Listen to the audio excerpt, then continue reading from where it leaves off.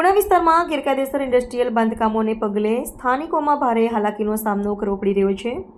24 કલાક ધમધમતા ઔદ્યોગિક એકમો અને ઇન્ડસ્ટ્રીયલ બાંધકામોને કારણે સોસાયટીઓના રહેવાસીઓનું જીવન દુષ્કર બની ચૂક્યું છે। આ અંગે સ્થાનિકો દ્વારા અનેક વખત લેખિત મૌખિક રજૂઆત કરવા છતાં તંત્ર દ્વારા આ ન્યુસન્સ સામે કોઈ કાર્યવાહી કરવામાં આવી નથી। આ સ્થિતિમાં રહેણાંક વિસ્તારોમાં ઔદ્યોગિક એકમોના ધમધમાટને પગલે સામાજિક પ્રવૃત્તિઓનું પણ દૂષણ વધતા ગુનાખોરીનું પ્રમાણ વધતું હોવાનો આક્ષેપ પણ સ્થાનિકો દ્વારા કરવામાં આવી રહ્યો છે।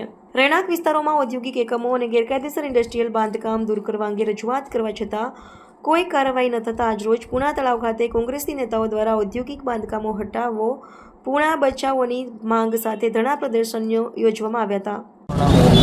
મારું નામ ચેતન રાદડિયા, સંતોષી કૃપા સોસાયટીના પ્રમુખ। જે આ વિસ્તારની અંદર જે કોટેજ ઇન્ડસ્ટ્રીઝના નામે જે આ બાંધકામ થઈ રહ્યા છે, તો પહેલાં તો આ કોટેજ ઇન્ડસ્ટ્રીઝ શું એ પહેલાં સમજવાની જરૂર છે।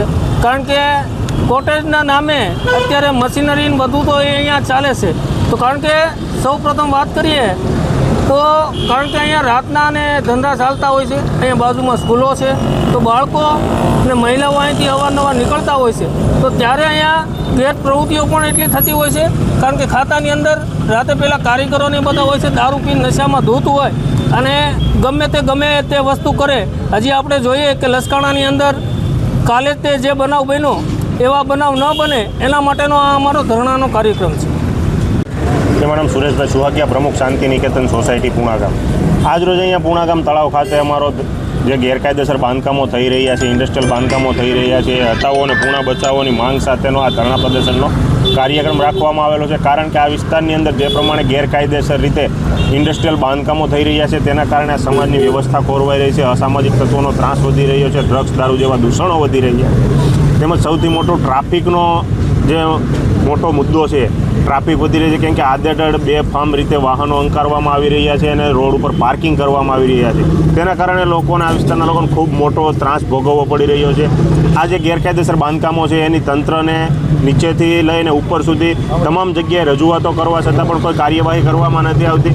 મુખ્યમંત્રીશ્રીને પણ રજૂઆત કરવામાં આવી, મુખ્યમંત્રી દ્વારા પણ આદેશ આપવામાં આવ્યો, છતાં મુખ્યમંત્રીના આદેશને પણ આ અધિકારીઓ અને તંત્ર ઘોળીને પી ગયું છે। ત્યારે આજે આ ધરણા પ્રદર્શનનો કાર્યક્રમ અમારે કરવો પડી રહ્યો છે। કારણ કે આજે આ ભ્રષ્ટાચારની જે સરકાર ચાલી રહી છે તેની અંદર અધિકારીઓ પણ નેતાઓના નેતા બનીને બેઠા હોય એવું લાગી રહ્યું છે। કારણ કે આ ઉપરના લેવલથી જો આદેશ આપવામાં આવતો હોય છતાં પણ જો આ તંત્ર દ્વારા કોઈ કાર્યવાહી કરવામાં ન આવતી હોય તો આપણને ખબર પડી છે કે આની અંદર કેટલો ભ્રષ્ટાચાર અને માંજા મૂકી છે। એટલે આ તમામ વસ્તુઓની માંગને લઈને આજ રોજ અમારો આ ધરણા પ્રદર્શનનો કાર્યક્રમ છે કે આ જેટલા પણ 2022 પછી બાંધકામો મંજૂર કરવામાં આવેલા છે તમામની સ્થળ સ્થિતિ મુજબ વિડીયોગ્રાફી કરવામાં આવે અને એની અંદર જેટલા પણ ગેરકાયદેસર અને પેડ FSI-વાળા બાંધકામો છે એને દૂર કરવામાં આવે। દિનેશભાઈ સાવલિયા। દિનેશભાઈ, ધરણા પ્રદર્શન કરવાનું શું કારણ?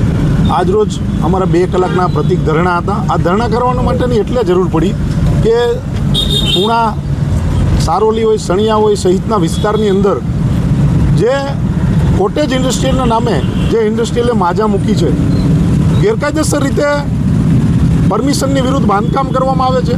આ બાંધકામના લીધે આ વિસ્તારમાં જે લોકો રહે છે અને ખૂબ મોટી હાલાકી તકલીફો પડે છે। ઇન્ડસ્ટ્રીયલ અંદરની જે કચરું નીકળે એ કચરું પણ રસ્તા ઉપર નાખવામાં આવે છે। ત્યાં વાહનોને જે ભારે વાહનોની અવરજવરો એમના કારણે ટ્રાફિકની સમસ્યા પણ ઉદ્ભવી છે।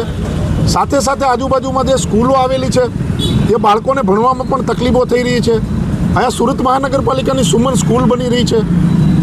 આજથી 3 મહિના પહેલાં મેયરશ્રી જ્યારે રાઉન્ડમાં આવેલા અને સ્કૂલની બાજુમાં એણે જે ગેરકાયદેસર બાંધકામ જોયા એમણે આદેશ આપ્યા કે આ જે ગેરકાયદેસર બાંધકામ છે ને હટાવવામાં આવે। હટાવવાની વાત તો દૂર રહી, એને બદલે વધારે બાંધકામો થતા જાય છે।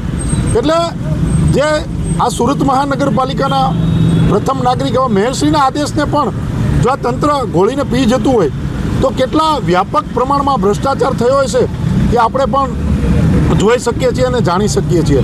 શાસક પક્ષ અને અધિકારીઓ તો આ ભ્રષ્ટાચારમાં લુપ્ત છે જ, પણ શાસક પક્ષ અને વિપક્ષ જ્યારે એમાં સહકાર આપતો હોય એ પરિસ્થિતિઓ એમની મુખ સંમતિ આ ભ્રષ્ટાચારની અંદર હોય, એટલે આ ભ્રષ્ટાચારની અંદર શાસક અને વિપક્ષ બંને ભાઈ હોય એવી પરિસ્થિતિ જ્યારે હોય ત્યારે આ જે લોકોને હાલાકી પડે છે, તકલીફ પડે છે, એમાંથી મુક્તિ અપાવવા માટેનો આજનો અમારા કાર્યક્રમની એક શરૂઆત છે।